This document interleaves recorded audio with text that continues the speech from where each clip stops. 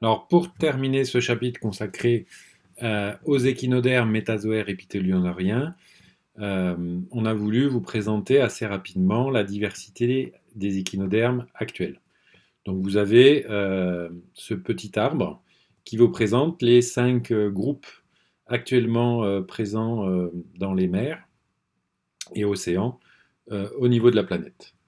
On va commencer par un premier groupe qui est le groupe des crinoïdes, que vous connaissez peut-être pas beaucoup.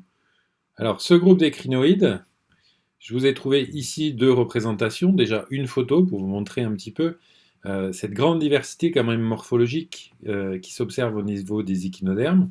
On a plutôt même l'impression, non pas d'un animal, mais plutôt d'une sorte de plante. Et ici, vous avez donc une représentation très schématique où on va retrouver quand même un certain nombre d'éléments qui sont caractéristiques du groupe des échinodermes. C'est notamment les radius qui caractérisent les échinodermes, alors qui ont une forme assez particulière, très effilée. Alors pensez que on parlait d'une symétrie pentaradiée. Quand on parle d'une symétrie pentaradiée, on parle d'une symétrie d'ordre 5. Alors il peut y avoir des structures répétées en nombre égal à 5, mais aussi en nombre égal à un multiple de 5. Donc pourquoi pas 10 radius ou 15 radius. Autre groupe trouvé chez les échinodermes, c'est le groupe des holoturides. Alors les holoturides, on les appelle aussi les concombres de mer, dont certaines espèces sont tout à fait comestibles. Ici, je vous ai trouvé deux photographies. Ce n'est pas forcément ces espèces-là qui sont consommables, mais pour vous montrer encore une grande diversité. Alors, chez les holoturides, on a plutôt l'impression d'avoir un corps plutôt allongé, un corps vermiforme, où on a du mal à retrouver la symétrie pentaradiée. En fait, chez les holoturides, on a à la fois cette symétrie pentaradiée qui caractérise le groupe des échinodermes et aussi cette symétrie bilatérale. Alors la symétrie pentaradiée s'observe au niveau ici des zones où on va trouver notamment les piquants et les pieds ambulacraires et on va les trouver au niveau de 5 radius qui ne définissent pas comme chez d'autres des bras comme chez les étoiles de mer. Un groupe que vous connaissez comme les étoiles de mer, donc le groupe des oursins.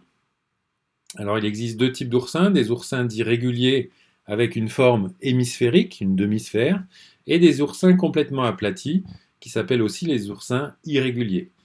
Alors un oursin, ce qui le caractérise, c'est ce grand nombre de piquants relativement fins, relativement longs. Ici, c'est un exemple qui vous présente des piquants, on va dire, de taille moyenne. Et ce qui est remarquable sur cette photographie, c'est la présence de ces tubes ici, que vous avez un petit peu partout. Il y en a sur les côtés ici, encore là. Ce sont en fait les pieds ambulacraires. Alors, je vous ai trouvé un schéma pour que vous puissiez comprendre comment s'organise le corps d'un oursin. Alors, en noir, en trait noir ici, tout autour, vous avez les plaques calcaires. Et je vous rappelle que chez les oursins, ces plaques calcaires qui constituent ce squelette dermique sont des plaques calcaires soudées. Ici, en haut, une plaque calcaire particulière, la plaque madréporique. Et on va retrouver l'appareil aquifère avec le canal hydrophore au canal du sable, l'anneau ambulacraire, d'où se différencient les canaux radiaires ambulacraires. Et au niveau de ces canaux radiaires ambulacraires, les ampoules ambulacraires et les pieds ambulacraires. Donc vous comprenez tout de suite pourquoi tout à l'heure sur la photo on voyait des pieds ambulacraires un petit peu partout, parce qu'il y en a aussi bien sur la face orale, la face ventrale ici, sur les côtés et sur la face aborale, où on va trouver l'anus, puisque vous avez ici aussi un tube digestif qui commence par la bouche, un intestin très allongé et un anus qui est positionné sur la face dorsale.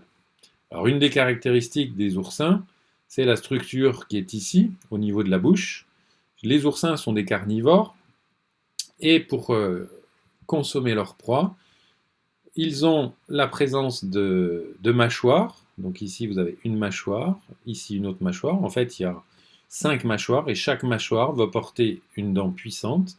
Vous avez une dent ici, une dent là. Et l'ensemble mâchoire plus dent s'appelle la lanterne d'Aristote. Ici, ce que je vous montre, c'est peut-être une photo que vous avez déjà vue, qui vous présente en fait un des stades larvaires qui caractérise le groupe des échinodermes, mais en particulier le groupe des oursins. Alors on montre souvent cette image. C'est la larve Pluteus, la larve des échinodermes, qui a une forme un petit peu particulière, un peu une forme de tour Eiffel, avec une symétrie bilatérale parfaite. Autre groupe chez les échinodermes, alors à ne pas confondre avec les étoiles de mer, c'est le groupe des ophurides. Ophurides. On va retrouver des radius en nombre égal à 5, un disque central qui a vraiment une forme ici pentagonale, ici sur l'autre photo une forme un peu plus arrondie.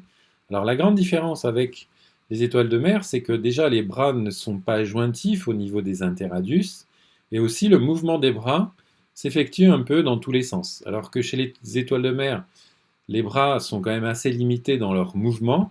Chez les ophures, du groupe des ophurides, les bras sont beaucoup plus souples, vous le voyez principalement sur cette photo. Et enfin, dernière photo, et ça terminera le chapitre sur les échinodermes, une photo d'étoiles de mer pour vous montrer un petit peu la richesse des couleurs qui peuvent s'observer au niveau des étoiles de mer. Et un exemple ici d'une étoile de mer qui va présenter un nombre de bras supérieur à 5, mais si vous les comptez, vous trouverez que c'est un multiple de 5.